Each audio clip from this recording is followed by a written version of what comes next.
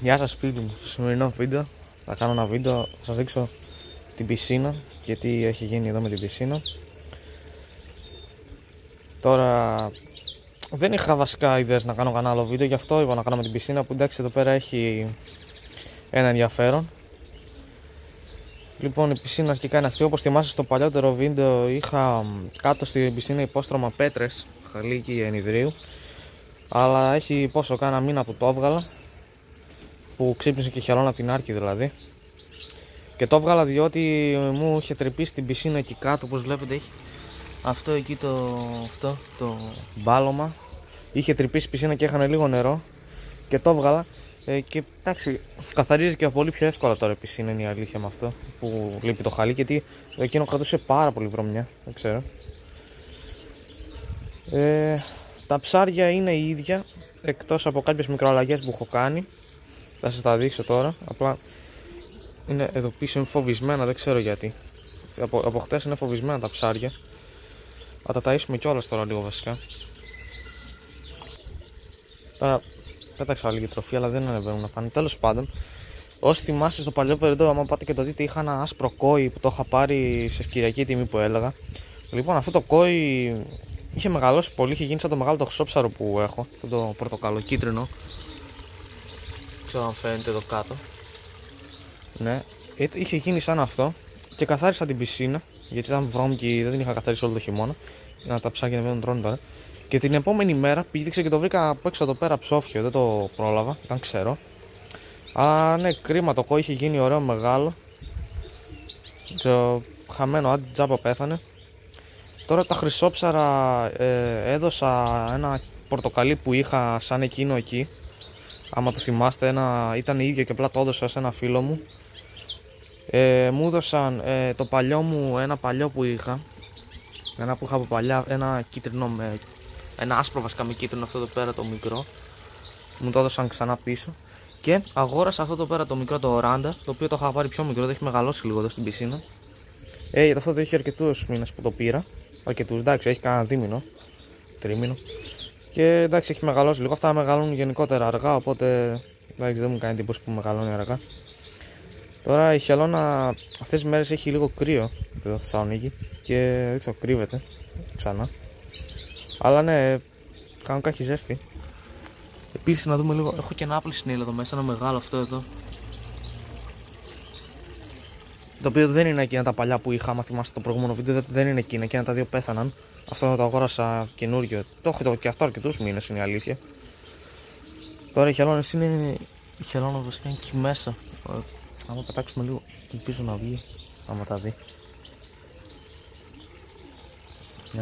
Δεν τη βλέπω κιόλας, μήπως είναι πιο μέσα, κάτω στην πέτρα. Τέλος πάντων, άμα δεν βγει με το φαΐ σε λίγο θα προσπαθήσω να τη βγάλω εγώ με την απόχη. Να τη δούμε κι αυτήν. Επίσης έχω και από ψάρια, έχω και ένα πλεκόστομο εδώ μέσα. Όχι τον παλιό που είχα, έναν άλλον. Έναν Λέοπαρντ.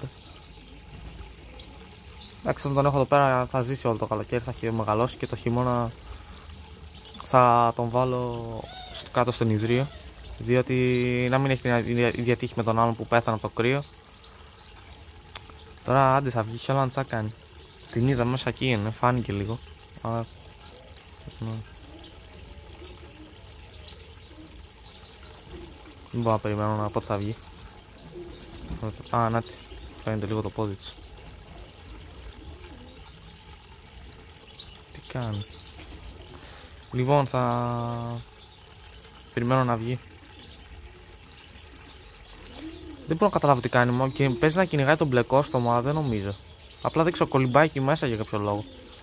Σαν να κυνηγάει τον μπλεκόστομο κάνει, αλλά γιατί τον είδα και τον μπλέκο, αλλά δεν παίζει. Αυτή δεν πειράζει τα ψάρια, είναι πολύ καλή. Τι κάνει, δεν ξέρω αν βλέπετε, κάνει κουνέ το νερό εκεί μέσα. Παίζει να θέλει να ανέβει να πάρει αέρα και. Καλά είναι δυνατόν.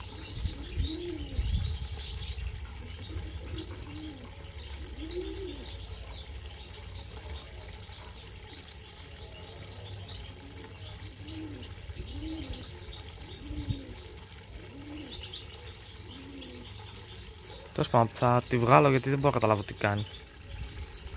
Και μόλις πήγα να πάρω την απόχεια να τη βγάλω, βγήκε μόνη της. Νάτι.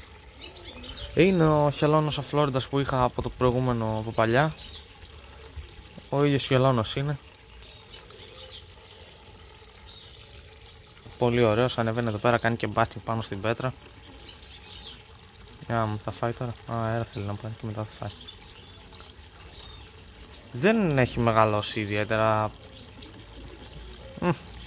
Άντε, ελάχιστα να έχει μεγαλώσει. Μισό εκατοστό ξέρω εγώ να έχει μεγαλώσει. Αλλά εντάξει, είναι έτσι κι αλλιώς και μεγάλος σε ηλικία. Ψιλοενήλικος είναι, οπότε δεν θα μεγαλώσει και πολύ. Τώρα περιμένω να μέσα στο καλοκαίρι θα αλλάξει και φωλίδες. Επίσης, είναι λίγο. Βέβαια τον αφήσω νηστικό για λίγες μέρες γιατί βλέπω πάχινε. Τον τάιζα καλά γιατί ξύπνησα την άρκη και τον τάιζα καλά για να ξαναβάλει να παχύνει λίγο. Αλλά αυτός εντάξει παραπάχινε να πούμε. Είναι λίγο χοντρούτσικος. Αλλά ναι, είναι ωραίος. Ναι, η χελώνα ουσιαστικά αυτή είναι.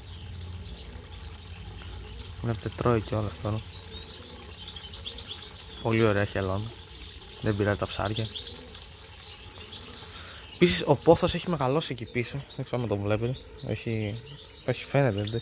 Έχει μεγαλώσει πολύ. Τον είχα βάλει το χειμώνα μέσα στο δωμάτιο γιατί εντάξει φοβήθηκα μην χαλάσει από το κρύο, αλλά εντάξει, δεν παίζει δεν νομίζω να χαλούσε, ξέρω εγώ. Απλά δεν μεγάλων, θεωρώ. Το φίλτρο παρέμεινε το ίδιο. Γενικά δεν άλλαξε κάτι. Τώρα από χελώνες δεν θέλω να πάρω καμιά άλλη. Εκτός και άμα μου χαρίσουν ξέρω εγώ καμία ή κάτι τέτοιο, γιατί εντάξει πολλοί κόσμος έχει. Μόνο έτσι. Και θα δω, εξαρτάται τη ράτσα. Τώρα κοκκινομάγουλες και τινομάγουλες δεν θέλω, άμα είναι καμιά.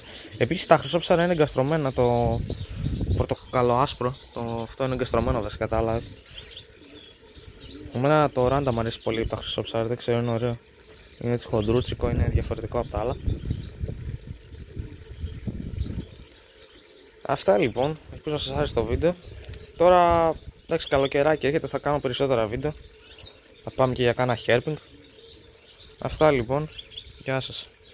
Να δείτε τη χελώνα που τρώει.